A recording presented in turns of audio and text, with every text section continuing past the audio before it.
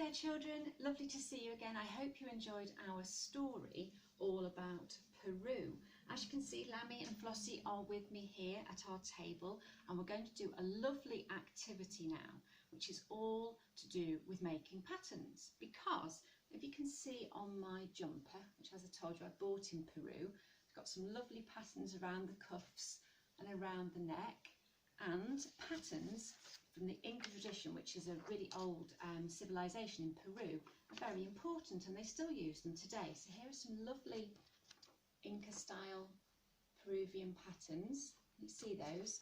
They're really lovely, aren't they? They've got lots of shapes in them, lots of lovely colours.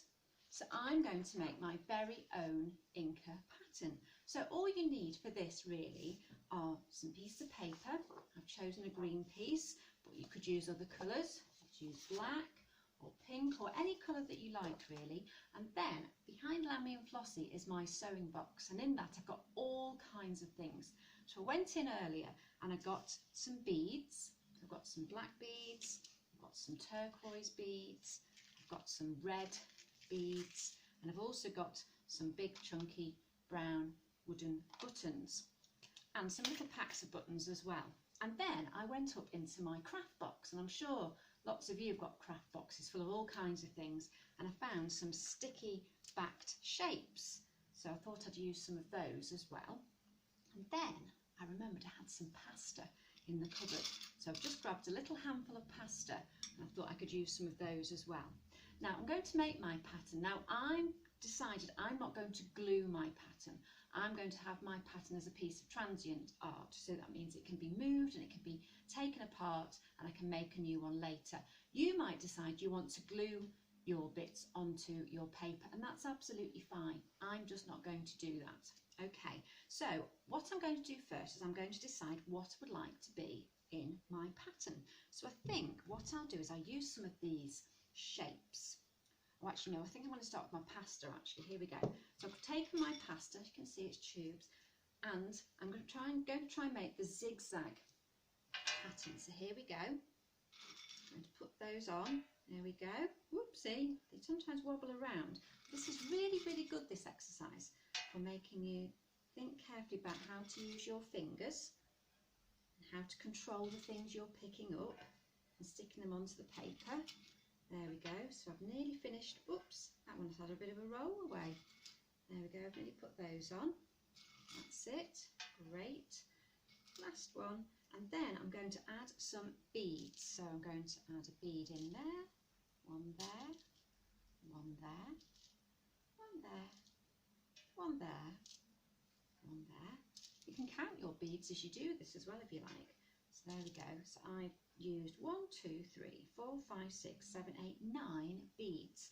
And then I'm also going to add something else, I think. I'm going to add some of these pink buttons. 1, 2, 3, 4, 5, 6, 7, 8, 9. And there you go. There is my pattern. So I'll just hold it up so you can see it a little bit better. There we go. There's my pattern. And because I've not stuck anything on it, I can take all those things off and do something else. So it's really simple. Now you might decide you want to stick your things onto your pattern, and that's absolutely fine if you do. But I'm just going to show you another kind of pattern that you might want to do as well, because I'll just remind you of my jumper with the llamas and the alpacas on. So sometimes they have more of a picture on their patterns as well. So I'm just going to show you how you might want to do that as well. So here we go. Now for this one I'm going to use a black piece of paper. There we go. So I've got that here, and then I'm going to start with a lovely button in the middle. Then I'm going to get some of my sticky shapes. I'm going to make a sort of a pattern around the outside. So that's going to be the centre. Can you see that? Lovely central pattern in the middle of my paper. And then I'm going to add some other things. I'm going to take these orange shapes. I'm going to put these, here we go, across the top. I'm going to do the same at the bottom. There we go. And then I'm going to add some red in between. There we go. Oopsie. Fantastic.